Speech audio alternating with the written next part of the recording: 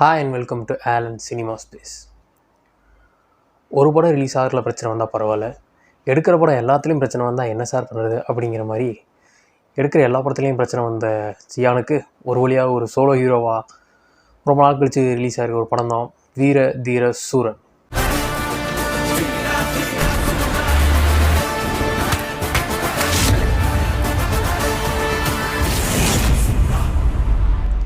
வீர தீர சூரன் பாவம் ஒரு மீன் வேறு போட்டிருந்தாங்க. இந்த மாதிரி உலகத்திலேயே 4 மணிக்கு சாயங்காலம் எஃப்டிஎஃப்எஸ் பார்த்த ஒரே கோஷ்டி நம்ம கோஷ்டி தான் அப்படிங்கிற மாதிரி பாவம் அது காமெடியாக இருந்து. இருந்தாலும் கலை ரிலீஸ் ஆயிருந்தால் கொஞ்சம் ஃபேன்ஸ் எல்லாம் ரொம்ப நாள் கழிச்சு ஜாலியாக என்ஜாய் பண்ணியிருப்பாங்க. அது மிஸ் ஆகி போச்சு.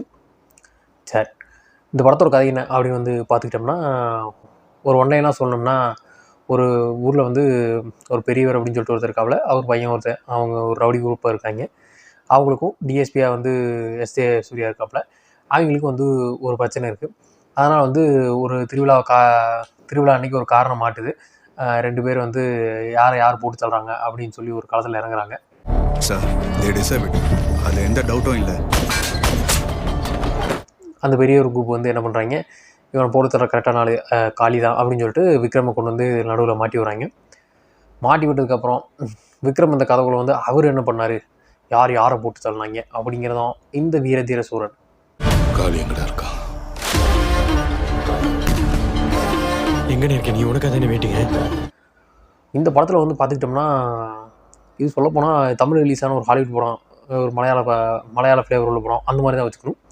ஏன்னு பார்த்துக்கிட்டா, இதில் நம்ம ஊரில் பார்த்துக்கிட்டிங்கன்னா பயங்கர என்ன சொல்கிறது, ஷார்ட்ஸ் எல்லாம் ரொம்ப சின்னதாக இருக்கும், ஷார்ட்டாக இருக்கும், டக்குன்னு ட்ரான்சிஷனாக இருக்கும். கொஞ்சம் ஃபேஸே நம்ம ஊரோடது கொஞ்சம் வேறு மாதிரி இருக்கும். பட் இந்த ஸ்லோ பர்னிங் உலக ட்ராமாஸ், அப்புறம் மலையாள படங்கள், இவங்கெல்லாம் என்ன பண்ணுவாங்க, வண்டி மெல்லமாக ஸ்டார்ட் பண்ணி டீசல் வண்டி உள்ள ஆரம்பித்து அப்புறம் தான் வேகமாக போவாங்க. அந்த மாதிரி தான் இந்த படத்தில் எந்த ஷார்ட்டுமே சின்னதாக இல்லை, எல்லாமே லென்த் ஷார்ட்டாக இருக்குது. அதனால் ஒரு மாதிரி நமக்கு திடீர்னு ஒரு உலகத்தரமான ட்ரீட்மெண்ட் உள்ள ஒரு தமிழ் படத்தை பார்த்துக்கிட்டு இருக்கோம் அப்படிங்கிற ஒரு ஃபீலிங் வந்துச்சு. திருவிழா இருக்குது, அதான் வெட்டிடுறதுக்குள்ளே அவனை முடிக்கணும், அவ்வளோதான்.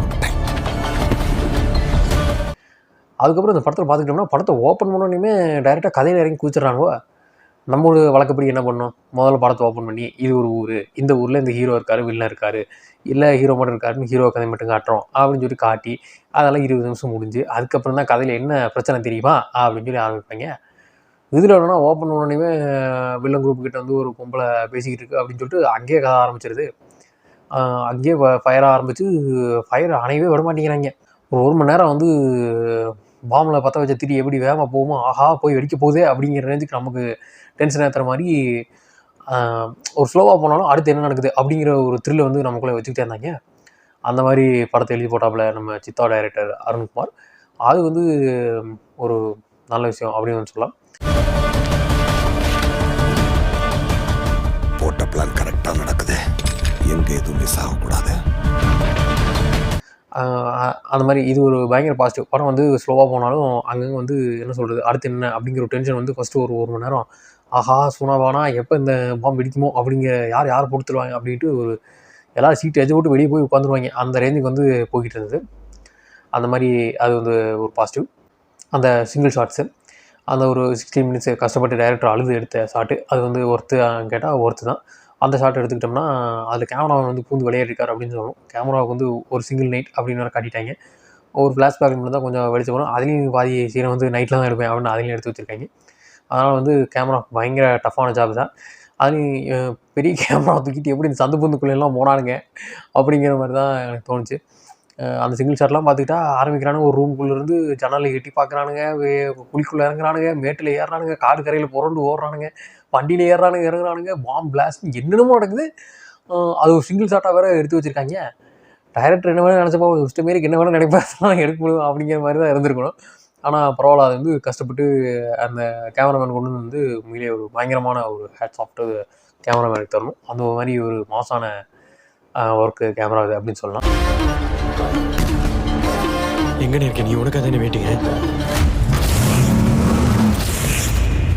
அதுக்கப்புறம் படத்தையே தூக்கி நிறுத்துனது ஜிவி அண்ணா தான்.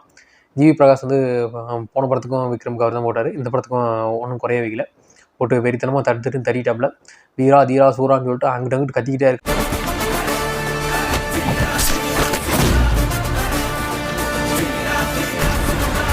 அதுக்கப்புறம் அந்த டடன் டடன் டடன் அப்படின்னு அந்த பிஜிஎம்.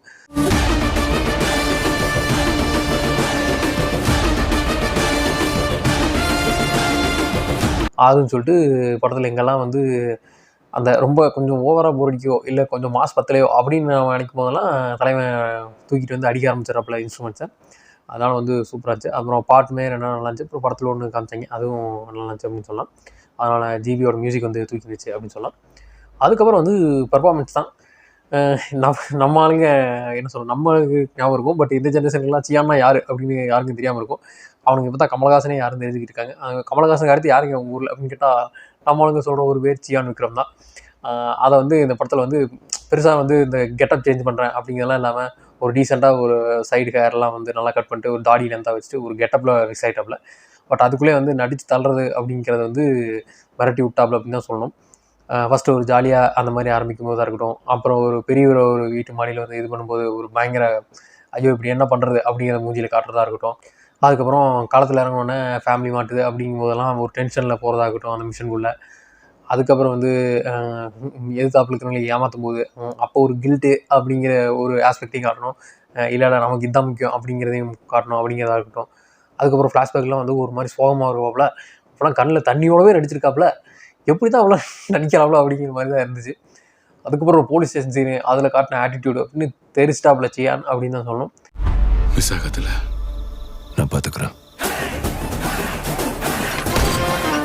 அவர் மட்டும் இல்லை, எஸ்டே சூர்யா அவருக்கு ஒரு வித்தியாசமான ஆக்டிங். வழக்கமாக வந்து ஊன்னு கற்றுக்கிட்டு இருப்பாப்புல. இந்த படத்தில் வந்து நீங்கள் ஒன்றும் கற்ற வேண்டாம், ஒரு ஓரம் அத்திமேல் உட்காருங்கோ அப்படிங்கிற மாதிரி கொஞ்சம் ஸ்லோவாக பேசுகிற மாதிரி அந்த மாதிரி வச்சுருந்தாங்க. அது கொஞ்சம் நல்லா தான் இருந்துச்சு. அதுக்கப்புறம் சுராஜ், அதுக்கப்புறம் பிருத்திவிராஜ் அவங்க அப்பா ஒரு தெலுங்கு ஆக்டர், அதுக்கப்புறம் வந்து துஷார விஜயன் அப்படின்னு சொல்லிட்டு எல்லாருமே வந்து கொடுத்து நல்லா பண்ணியிருந்தாங்க அப்படின்னு சொல்லலாம். துஷார விஜயன்லாம் பார்த்துக்கிட்டா அவங்க தூக்கி போட்டு பெஞ்சில் போட்டு உடைக்கிறாங்க. அந்த அம்மாவும் ஹீரோயினாக இருக்குது, மூஞ்சி வீதியில் ஏதாவது ஆகி போச்சுன்னா அப்புறம் எப்படி அது சான்ஸ் கிடைக்கும். அதெல்லாம் பார்க்காம அந்த அம்மா வாக்கில் பெஞ்செல்லாம் ஏறி குதிக்குது. இடுப்பு போட வந்து நல்ல விஷயம். அதெல்லாம் பாவம், பயங்கரமான எஃபர்ட்டு அப்படின்னு வந்து சொல்லலாம். அந்த சம்பவம் ஞாபகம் இருக்குல்ல. அப்புறம் இந்த படத்தை வந்து மொத்தமாக பார்த்துக்கிட்டோம்னா ஆரம்பிக்கும் போது இந்த செட்டப்பு அதெல்லாம் எஸ்டாப்ளிஷ் ஆகிறதுக்கு வந்து டைம்லாம் எடுத்துக்க மாட்டானுங்க. அது வந்து அதான் ஆரம்பிக்கும் போது ஓகே சரண் என்ன கதை அப்படின்னு ஆரம்பிச்சிடுவாங்க. அப்புறம் ஹீரோ அவங்க ஃபேமிலி அப்படின்னு காட்டும்போது அந்த ஒரு பாட்டு மட்டும் காட்டுவாங்க. அதையும் பாட்டில் முடிச்சு விட்டு அப்புறம் கதைக்குள்ளே வந்துடுவாங்க. அப்படியே இப்போ ஃபயராக ஆரம்பித்து போயிட்டே இருக்கும். என்ன ஆகும்போது ஆஹா ஓஹோன்னு போய் ஒரு மணி நேரம் கழிச்சு அங்கேயே இன்ட்ரோல் விட்டுருக்கலாம். அதை விட்டு நான் அங்கிட்டுலாம் இன்ட்ரோல் விட மாட்டேன் அப்படின்னு ஒரு இன்ட்ரோலுக்கு நல்ல ஒரு ஸ்கோப் இருந்த இடத்த விட்டுவிட்டு அதுக்கடுத்து போய் கொஞ்ச நேரம் கழித்து அந்த ஃப்ளாஷ்பேக்குள்ளே போவாங்க. போயிட்டு அது கூட்ட அறுத்துட்டானுங்க அப்படின்னு தான் சொன்னோம். அது கொஞ்சம் லாக் ஆகி போச்சு. அங்கே வந்து சப்பா இன்ட்ரோல் விட்டு புது எக்ஸ்பெரிமெண்ட் காட்டுற மாதிரி பண்ணி வச்சுருந்தாங்க. என்றைக்குமே நம்ம ஒரு விஷயத்தை பிரேக் பண்ண போகிறோம் அப்படின்னா அது ஏற்கனவே இருக்கிற விஷயத்தை விட பெஸ்ட்டாக இருந்தால் தான் நம்ம ஆளுக்கு வந்து ஒத்துக்கிடுவாங்க. இல்லை ஏதோ ஒரு வகையில் கன்வின்ஸ் பண்ணணும். ஒன்றுமே இல்லாமல் சப்பையா இது வரைக்கும் நம்ம ஆளுங்க பெரிய ஹீரோ படம் சாதாரண படமாக இருக்கட்டுமே இன்ட்ரோல் வந்து பயங்கர ட்விஸ்ட்டாக இருக்கணும் இல்லை பேங்காக இருக்கணும் அப்படின்னு தான் நம்ம ஆளுங்க எதிர்பார்ப்பாங்க. இதில் வந்து என்ன சொல்கிறேன் அந்த மாதிரி ஒரு டப்பா குத்து இன்ட்ரோல் மாதிரி சப்பையாக போயிடுச்சு அப்படிங்கிற மாதிரி தான் இருக்கணும். என்னடி இது சரி அதை விட்டுறாப்புல சரி விட்டு தொலைகிறாங்கன்னு பார்த்தா அதுக்கப்புறம் முடிக்க மாட்டேங்காங்க. அந்த ஃப்ளாஷ்பேக்கு அது மொக்கையை போது கல்யாணம் பண்ண ஒருத்தர் உட்காந்துட்டு அதான் வெட்டி வீசியிருக்கலாம். அது கொஞ்சம் கடுப்பாச்சு. அதுக்கப்புறம் அப்படியே போய் அப்புறம் அந்த போலீஸ் ஸ்டேஷன் சீன் பேங்காக முடிச்சு அதுக்கப்புறம் திரும்ப இந்த கதைக்குள்ள வந்து அப்புறம் அடிக்க ஆரம்பித்தா 50 நிமிஷத்துக்கு நீ காம அடிக்கிறானுங்க. அப்புறம் பார்த்து அப்புறம் கிளைமேக்ஸில் போய் வெளியே படம் முடிஞ்சுது. இந்த மாதிரி வந்து கொஞ்சம் நல்லா ஆரம்பித்த கதை கொஞ்சம் நடுவில் பிரேக் போட்டு வண்டி நிறுத்திட்டானுங்க. அதுக்கப்புறம் மறுபடியும் டாப் கியர் போட்டு தூக்கிட்டாங்க அப்படிங்கிற மாதிரி சொல்லணும். இந்த படத்தில் வந்து பார்த்துக்கிட்டோம்னா முதல்ல வந்து பயங்கர கொஞ்சம் ஒரு ஸ்லோ ட்ராமா ஃபீல் வந்து வந்துடும். நம்ம ஊர்காரங்கெல்லாம் பார்த்தாங்கன்னா என்ன படம் ரொம்ப மொக்கையாக போகுது அப்படிங்கிற ஒரு ஃபீல் வர்றதுக்கு நிறைய சான்ஸ் இருக்குது. ஏன்னா ஷார்ட்டெல்லாம் லென்த்தியாக இருக்குது. அது இல்லாமல் கதையும் என்ன சொல்கிறது நம்ம ஆளுங்களுக்கு வந்து அந்தளவுக்கு கிரிப் பண்ணுமா அப்படிங்கிற ஒரு டவுட் தான். என்னங்க எனக்கு ஒண்ணுமே புரியல. அதுதானப்பா எனக்கும் புரியல. அதான் அந்த நடுவாக வந்த அந்த ஒரு ஃப்ளாஷ்பேக்கு அது கொஞ்சம் பெரிய கட்டையை போட்டுரும். அதுக்கப்புறம் வந்து இந்த கிளைமேக்ஸ் வந்து அந்த பாட்டெலாம் வச்சு மாஸ் பண்ணியிருக்காங்க. பாட்டு வச்சு மாஸ் பண்ணால் அதோட முடிச்சுட்டு போகணும். அதை விட்டு அதுக்கப்புறமும் தலைவன் அடிப்பாங்க விட்டு அதுக்கப்புறம் ட்விஸ்ட்டு வச்சு ரொம்ப லென்த்தாக எடுத்துக்கிட்டாங்க. அந்த மாதிரி அதெல்லாம் ஒரு கடுப்பாக இருந்துச்சு. அப்புறம் படம் தான் பேருக்கு ஆக்ஷன் படம் வீர தீர சூரன் வச்சுட்டாங்க. மொத்தமாக படத்தில் எத்தனை ஃபைட்டு அப்படின்னா மொத்தமாக 2 ஃபைட்டு தான் இருக்குது. என்னதான் சொல்கிறீங்க அப்படிங்கிற அந்த 2 ஃபைட்டும் என்ன சொல்கிறது, படம் போய் அங்கே போகும்போது டயர்டாகி போச்சு. தலைவன் குதிச்சு வெட்டுறாப்லையா சரி அப்படிங்கிற ரேஞ்சுக்கு தான் எனக்கு ஃபீல் ஆச்சு. சரி ஓகே அது பரவாயில்ல இப்போவாது வெட்டுறாப்பையா அப்படிங்கிற ஃபீல் இருந்துச்சு. பட் ஆனால் அந்த என்ன சொல்கிறது ஒரு crime thriller one night thriller அப்படிங்கும்போது அந்த த்ரில் ஃபீல் இருந்தது. அந்த மாஸ் அப்படிங்கிற எலமெண்ட் வந்து மிஸ் ஆயிடுச்சு. அது வேறு மாதிரி கன்சீவ் பண்ணியிருந்தாங்க. அது ஆல்ரெடி போயிருச்சு தம்பி அப்படிங்கிற முருகேசனா அப்படிங்கிற மாதிரி அது முடிஞ்சு போச்சு தம்பிங்கிற மாதிரி அது முடிஞ்சிருச்சு. என்னமோ சில்வர் ஜூப்ளி ஒரே அடியில் நொட்டிட்டு போயிடுச்சு தம்பி. அதனால் வந்து அந்த இடம் சற்றே லேக்காக ஃபீல் ஆனது. சீனாக பார்த்தா இந்த படத்தில் வந்து நிறையா சீன்ஸ் வந்து ரொம்ப நல்லாயிருக்கும். அப்புறம் டைலாக்ஸும் வந்து ஒரு மாதிரி டபுள் மீனிங்காக கன்வே பண்ணியிருப்பாங்க. அதுவுமே நிறைய இடத்துல வந்து நல்லா இருந்துச்சு. நிறைய இடத்துல வந்து இந்த மாதிரி ரெஃபரன்ஸ் வச்சுப்பாங்க. இந்த மாதிரி நான் உங்கள் இடத்துலேருந்து என்ன பண்ணியிருப்பேன் தெரியுமா அப்படிங்கிற மாதிரி ஆளாளுக்கு மாற்றி கேட்டுக்குவாங்க. அதுக்கப்புறம் இந்த படத்தில் வந்து பார்த்துக்கிட்டா ஒருத்தருமே நல்லவன் இல்லை. எல்லாருக்குமே வந்து ஒருத்தன் கூட சொன்ன வார்த்தையை காப்பாற்ற மாட்டேங்கிறான் சார். அவனுக்கு என்ன வேணுமோ நல்லது எதுவோ அப்படிங்கிற மாதிரி விக்ரம் முதற்கொண்டு எல்லாருமே வந்து கெட்டவனத்தை மாறிடுறாங்க. அதில் என்ன பிரச்சனை ஆகி போகுதுன்னா, இப்போ ஒருத்தன் வந்து ஸ்ட்ராங்காக கெட்டவன் அப்படின்னா ஆடியன்ஸ் என்ன பண்ணுவாங்க, அவன் அழியணும் அப்படின்னு ரூட் பண்ணுவாங்க. ஹீரோ சைடு நல்லவனா இருக்கானோ இல்லையா அது 2வது வருஷம், அவனோட கெட்டவனா ஒருத்தருக்கான் அப்படிங்கும்போது தானே அது இதாகும். ஹீரோவே மாசி அப்படிங்கிற மாதிரி ஹீரோவே இஷ்டத்துக்கு மாறுறாப்புல. அப்படிங்கும்பொழுது அது ஒரு பிரச்சனையாக முடிந்து விட்டது. இந்த ஒரு மாதிரி இந்த எப்படி டைலாக்ஸ் எல்லாம் வந்து 2 மீனிங்காக கன்வே ஆகுதுன்னா, அந்த பெரியவர் வந்து ஒரு கால் வந்து கெஞ்சுவாப்பில். அப்போ துஷாரா விஜயன் போய் கேட்பாங்க இந்த மாதிரி அவர் சொல்கிறதெல்லாம் நம்பாத அப்படி இப்படின்லாம் சொல்லும்போது விக்ரம் சொல்லுவார், அவர் நம்மள்கிட்ட கெஞ்சி கேட்க வரல, உங்கள் குடும்பம் குட்டியெல்லாம் இங்கே தான் இருக்குது அப்படின்னு எனக்கு சொல்ல வந்திருக்காரு அப்படின்ட்டு. அந்த மாதிரி வந்து அவன் இன்டென்ஷன் வேறு அவன் ஆக்ஷன்ஸ் வேறு அப்படிங்கிறதெல்லாம் வந்து ரொம்ப டீப்பாக எழுதியிருந்தாப்புல. அதெல்லாம் நல்லா சொல்லலாம். அது மாதிரி நிறையா சீன்ஸ் வந்து தியேட்ரிக்கல் மூமெண்ட்ஸுக்கு தலைமை எழுதியிருக்காப்புல. பட் அதெல்லாம் வேறு மாதிரி அப்படிங்கிற மாதிரி இருந்துச்சு. அந்த மாதிரி என்ன சொல்கிறதுனா பிரச்சனை ஆயிடுச்சு அப்படின்னோடனே வில்லனோட அம்மா வந்துட்டு இந்த மாதிரி காளியை கூப்பிடலாம் அப்படிங்கும்போது கத்தி கழுத்துக்கு வரல, இன்னும் தூரமாக தான் இருக்குது, வந்ததுக்கப்புறம் கூப்பிட்டுக்கலாம் அப்படிங்கிற மாதிரி சொல்கிற பில்டப்பாக இருக்கட்டும். அதுக்கப்புறம் நடுவால எஸ்ஏ சூர்யா கிட்ட போய் தனியாலாம் போய் ரோட்டு முன்னாடி தலைமை போய் தனியாக நிற்பாப்புல, அந்த சீனாக இருக்கட்டும். அதுக்கப்புறம் எஸ்ஜே சூர்யா எப்போவுமே விக்ரமை வந்து பக்கத்தில் விட மாட்டாப்புல. பக்கத்தில் விடணும்னா ஒருத்தனை விட்டு செக்அப் பண்ணிட்டியா, ஃபுல் செக்அப் பண்ணிட்டியா அப்படிம்பாப்புல. அது ஏன் அப்படிங்கிறதுக்கு அந்த ஃப்ளாஷ்பேக்கில் ஒரு சீன் வச்சுருப்பாங்க, அதுவாக இருக்கட்டும். அதுக்கப்புறம் வந்து விக்ரமோட ஸ்கில்ஸை அதான் பெரிய வெண்ணெய் அப்படிங்கிறத காட்டணும் அப்படிங்கிறக்காக அந்த போலீஸ் ஸ்டேஷன் சீனில் அந்த வச்சுருந்த அவரோட என்ன சொல்கிறது அந்த ஒரு ஸ்கில் எஸ்டாப்ளிஷிங் சீன் அப்படின்னு வேணால் வச்சுக்கலாம், அந்த சீனாக இருக்கட்டும். அதுக்கப்புறம் இவங்களுக்குள்ளே இருக்க அந்த லவ் வந்து அவங்க மொதல் சீன்லேயே காட்டிட்டாங்க. அவங்க வந்து எவ்வளோ இன்னுமே ரொமான்ஸாக தான் இருக்காங்க. 10 வருஷம் முன்னாடி கல்யாணம் 2 குழந்தை இருந்தாலும் இன்னும் ஜாலியாக தான் இருக்காங்க அப்படின்னு காட்டிட்டாங்க. அதுக்கப்புறம் தேவையில்லாமல் அந்த கல்யாண சீனில் போய் அவங்க லவ் பண்ணுறாங்க, குதிக்கிறாங்க, வராங்க, கிழிக்கிறாங்கன்ட்டு உயிரை வாங்கினாங்க. அதில் வந்து ரொம்ப டீட்டெயிலாக வந்து இந்த ஷர்ட்டுக்கு வந்து எது ஆயிடக்கூடாது அப்படிங்கிறது வந்து ஹீரோயின் வந்து மென்ஷன் பண்ணுவாங்க. அதுக்காக தான் அவர் வந்து என்ன பண்ணுவார்னா அந்த போலீஸ் ஸ்டேஷன் போகும்போது ஜெட்டியோட கிளம்பி போவாப்பில், அந்த ஷர்ட்டுக்கு எது ஆயிடக்கூடாதுன்னு. அந்த டீட்டெயிலிங்காக இருக்கட்டும் அப்படின்னு சொல்லி படம் நடிகளையும் டீட்டெயிலிங்கை அழித்து தெள்ளி இருக்கிறார். அதெல்லாம் நல்லா தான் இருந்துச்சு. இதில் என்ன பிரச்சனைனா டீட்டெயில் ஓவராக போக இப்போ இந்த நமக்கு ஓரளவுக்கு போர் அடிக்க ஆரம்பிக்குது. அவங்க கிளைமேக்ஸில் டப்புன்னு முடிச்சிருக்கணும். அதை விட்டு அங்கேயும் நான் டீட்டெயில் பண்ணுற மாதிரின்ட்டு முன்னாடி ஒரு கிழங்கு சீன்லாம் வச்சுருப்பாரு. அதில் ஒயர் கனெக்ஷன் அப்படிங்கிற ஒரு டீட்டெயிலாம் சொல்லியிருப்பாங்க.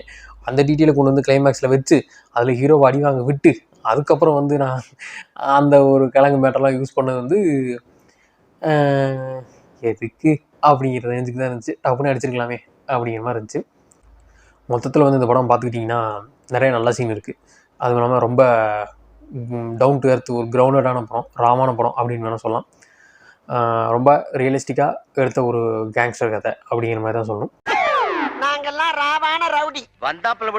ரொம்ப மசாலாவை எதிர்பார்க்குறீங்க, ஒரு பாட்டு ஃபைட்டு அப்படி குரூப்பாக இருந்தீங்கன்னா கொஞ்சம் ஓட்டுற கஷ்டமாக இருக்கும். பட் இல்லை ஓரளவுக்கு என்கேஜ் பண்ணுற கதையாக இருக்குன்னா டெஃபினட்டாக உங்களை பயங்கரமாகவே என்கேஜ் பண்ணிடும். கொஞ்சம் நடுவில் லேக் இருக்கும் அப்படின்னு தான் சொல்லணும்.